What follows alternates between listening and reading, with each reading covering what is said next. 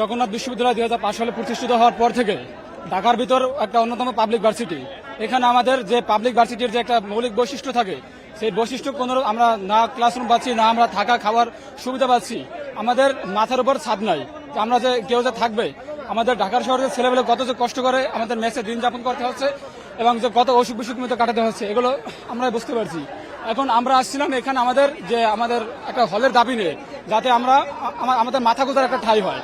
এই দাবি নিয়ে আসার পরে পুলিশ আমাদের অতর্কিত হামলা করে এবং আমরা বিগত যে ব্যারিকেডগুলো আমরা তাদের মধ্যে শান্তিপূর্ণ সমাধানের মাধ্যমে আমরা সামনের দিকে এগোচ্ছি, কিন্তু তারা আমাদেরকে টিয়ার সেল মারে, অনেকে অসুস্থ হয়, হসপিটালে ভর্তি আছে এবং অনেকের এখন আশঙ্কাজনক অবস্থা আছে। এখন আমাদের প্রথমে আমরা শান্তিপূর্ণভাবে একটি মিছিল নিয়ে এখানে এসেছিলাম, কিন্তু যে মুহূর্তে আমরা ব্যারিকেড পার করে এদিকে এসেছি তখনই আমাদের উপর পুলিশ অতর্কিত হামলা করে, যেটা কখনোই যে আমাদের কাম্য ছিল না।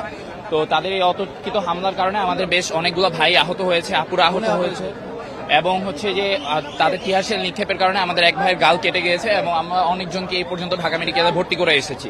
এই মুহূর্তে আমাদেরকে যেহেতু পার হতে দেওয়া হচ্ছে না, আমরা এই জায়গায় বসে একটি শান্তিপূর্ণ কর্মসূচি পালন করতেছি। আমাদের দাবি একটাই, আমাদের যে কোনো মূল্যে আমাদের হল আদায় করে নিতে হবে, কারণ জগন্নাথ বিশ্ববিদ্যালয়ের ছাত্রদের মাথার উপর ছাদ